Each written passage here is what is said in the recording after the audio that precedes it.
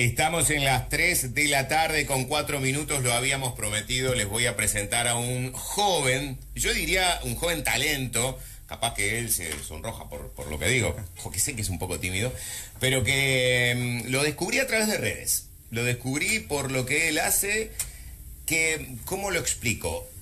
Él hace docencia sobre la música, pero de una manera en el que resulta muy atractivo entender aquello que de repente a primera vista podría resultar para nosotros que somos absolutamente profanos, por ejemplo la música clásica, podría resultar o aburrido o tedioso o incomprensible. ¿Cuántas veces les ha pasado a ustedes que dicen, sí, este es el movimiento número 3 del orquesta?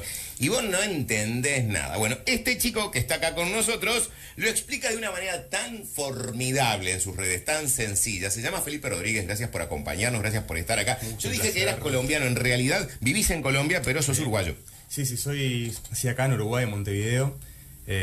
Muy patriota, ya siempre sacando la bandera de mi país. ¿Cuántos años tenés, Felipe? Tengo 20 años, ahora en una semana, el 17, cumplo 21. Bueno, dirían los oyentes de Montecarlo, porque acá siguen mucho el tema del horóscopo, de Capricornio, este chiquilín con razón, salió tan adepto a las artes. Y contame, ¿a qué te dedicas? ¿Qué estudias y por qué te llama tanto esto de la música clásica? A ver, todo comenzó ya hace varios años, cuando yo acá, abajito, en el Oro del Rin, una vez, con más o menos 9 añitos. A una cuadra, ¿no? A una cuadra, exacto. Sí. En este de acá. Claro. Vi un piano y lo toqué un poquito como por encima, con un dedito. No. Horrible. O sea, y dije, la verdad, me encanta el instrumento, me pareció bonito. Dije, nunca había tenido, más allá de con instrumentos de bebé, lo típico. Sí, de lo de percusión y algún claro. elemento de esos a pila que generan algún sonidito. Y dije, no, me gusta. Le pedí a mis padres si podía comenzar a estudiar y ahí comenzó todo, comenzó mi amor por la música y por la música clásica. No sé de dónde habrá salido exactamente. Mi madre me contaba que me ponía en la panza obras de Mozart siempre. Bueno, eso viste que existe esa, no sé si realmente, después tendremos que preguntarle a un médico, pero existe eso. Con mi hija pasaba lo mismo, ¿no? En la panza le poníamos obras de Mozart, porque según dicen, los sonidos de las composiciones de Mozart incentivan mucho a los bebés cuando están en el vientre materno. Entonces, obviamente con parlantes muy bajitos o con auriculares se le ponía ahí muy cerca de la panza. Pero ¿no tenés claro por qué te atrajo tanto la música clásica? No sabría decirte por qué. Fue de la nada. Yo creo que... ¿Cuál fue el primer compositor clásico que dijiste, uy, esto me encantó? A ver, la primera obra de la cual me enamoré, por así decirlo, una muy clásica, Fur-Elise. Fue la primera que me gustó y que yo quise aprender a tocar, ¿no?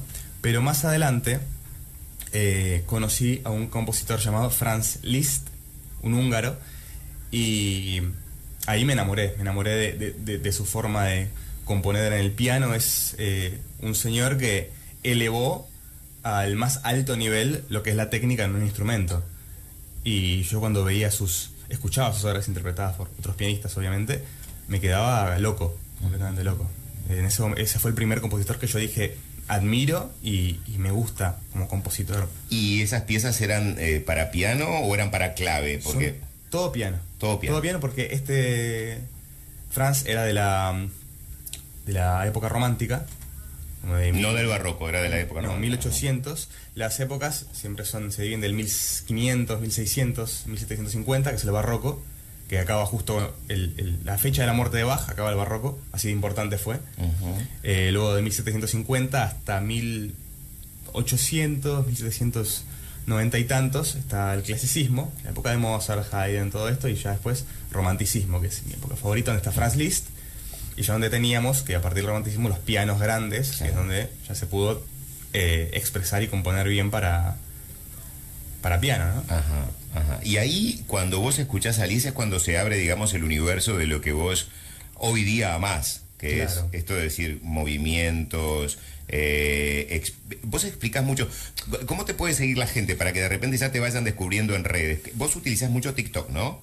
TikTok e Instagram. TikTok ¿Y cómo te descubren los oyentes que en este momento quieran comenzar? Una oyente una vez me corrigió y me dijo, no te seguimos, te acompañamos en Instagram. Y me encantó la explicación.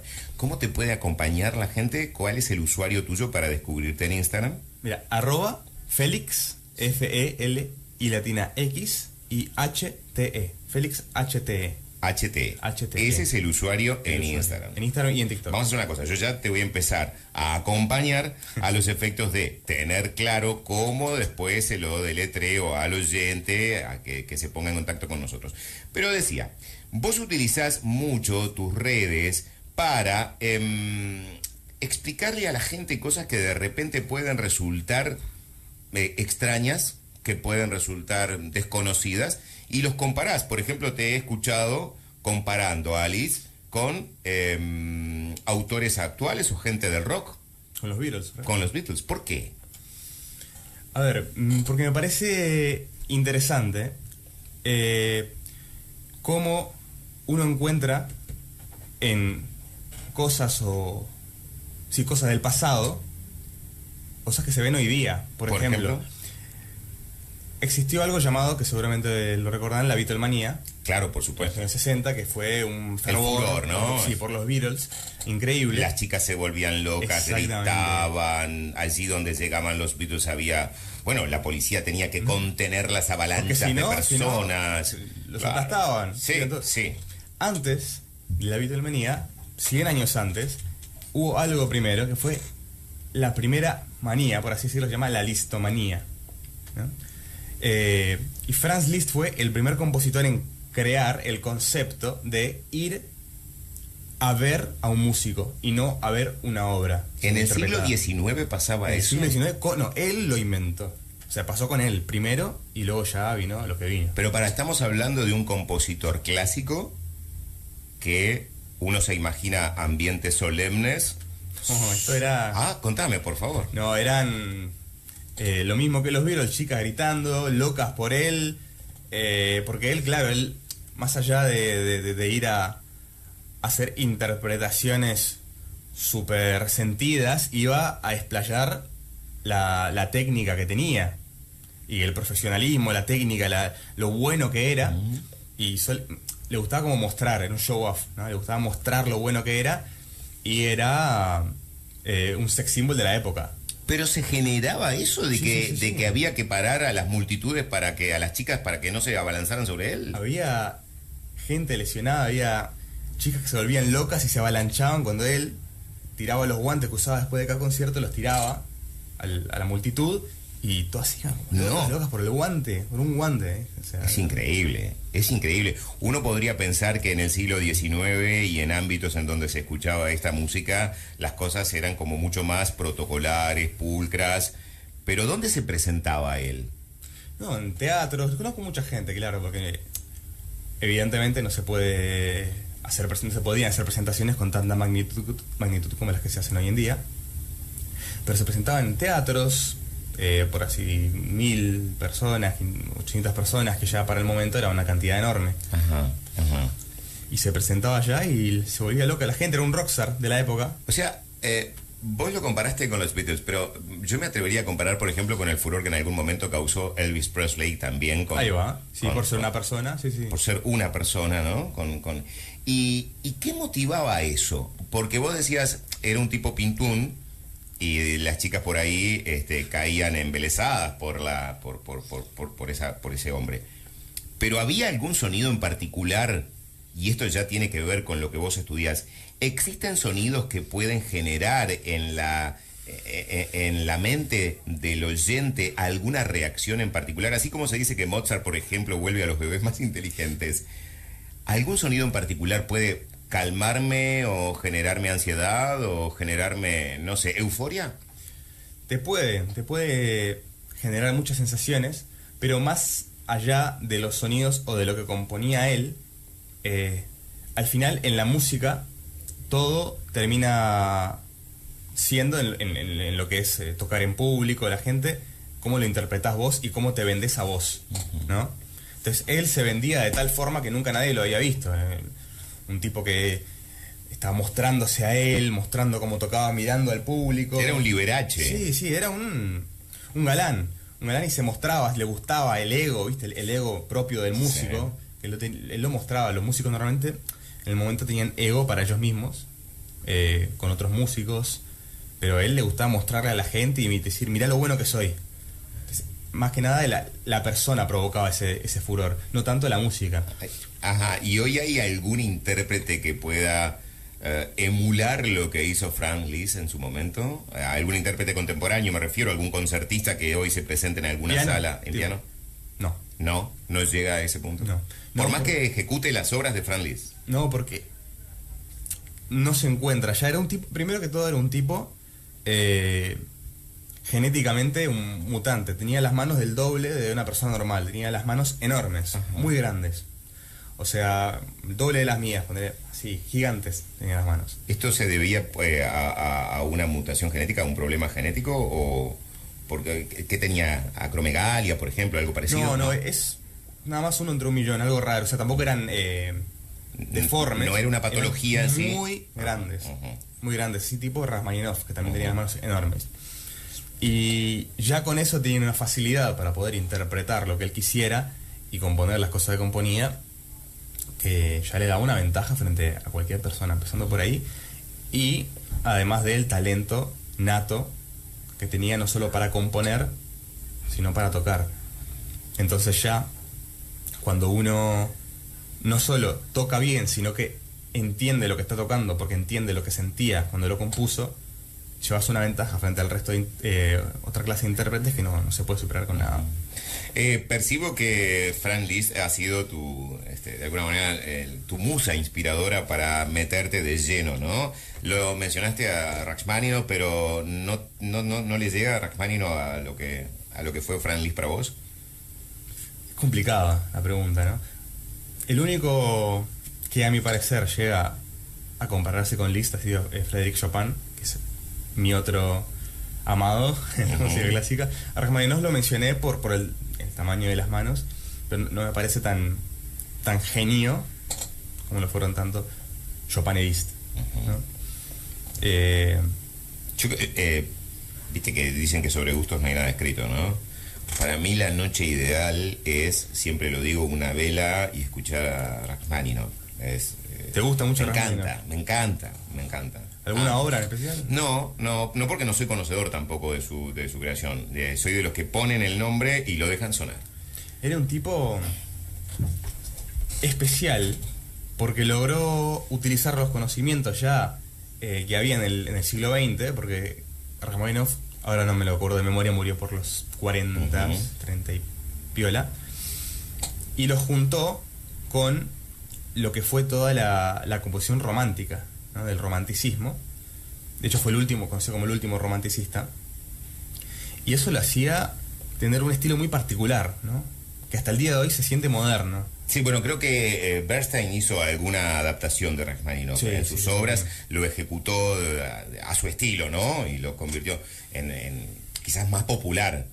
Pero vos trajiste algunas cosas para hacernos escuchar y para hacernos entender. ¿Qué es lo que vamos a escuchar ahora? Bueno, esto viene de una historia que yo ya conté en mi Instagram con respecto a Tchaikovsky, que lo conocerás, el compositor ruso, que es uno de los primeros compositores nacionalistas que hubo. Y esta es su última sinfonía, la última que compuso. La premiere de esta sinfonía fue 9 días antes de su fallecimiento, ¿cierto? Y claro, mucha gente, esto ya es una teoría, ¿no? O sea, no es nada confirmado por historiadores, no tiene ninguna veracidad histórica, es una teoría muy fuerte, pero se dice que esta sinfonía, el último movimiento, es una carta de suicidio. Epa. Porque se dice que estaba siendo perseguido porque era presuntamente homosexual. Ajá. Y en la época, 1800 y tanto, en la Unión Soviética, claro, estaba muy mal visto, se hacía una persecución.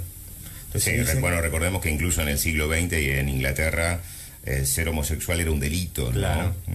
Claro, y como era una figura de tantísima importancia y que componía para el gobierno de la Unión Soviética, era una persona sumamente importante, temían de lo que podía, el revuelo que podía llegar a generar si salía a la luz su presunta homosexualidad. Entonces se dice que lo envenenaron y que eso fue su verdadera causa de muerte, y que pusieron como causa de muerte cólera, creo que fue, que era una enfermedad que daba por tomar agua de la canilla sin hervir en el momento, ¿no? Como era tan común, como que la pusieron esa como la causa de muerte y lo dejaron ahí. Y se dice que acá él termina el tercer movimiento de la obra. Movimientos son de las sinfonías, cuando como se separan las partes de una sinfonía, ¿cierto? ¿No? Suele ser, por ejemplo, los primeros movimientos más tranquilos, luego un segundo movimiento más alegre y un tercero triunfal, ¿no? Entonces, claro, acá él termina el tercer movimiento de forma triunfal, increíble, por todo lo alto. Y de hecho mucha gente, no sé si en esta específicamente que te mandé este video, la gente se para a aplaudir, como pasó en la premiere, se paraban a aplaudir y uno no puede aplaudir hasta que no ha terminado la obra. Sí. Y después viene un cuarto movimiento raro, extraño, como muy solemne, muy triste, como que nada que ver, fue... Que sería como un requiem. Vos decís que sería como que él escribió allí algo sobre su propia muerte. Vos decís que sería como una carta suicida. Sí, como que él nunca llegó a hablar con gente antes de morirse, se murió a los 9 días, dijo que la gente tenía que interpretar como quisiera. Ah, mira. O sea, que no dijo nada, se quedó callado. ¿Vamos a escucharlo? Dale. Vamos a escucharlo. Aquí está. Entonces, lo primero que escuchamos es el final del tercer movimiento. ¿Y lo dejamos hasta el comienzo del siguiente movimiento? Sí. Dale, vamos a escucharlo entonces.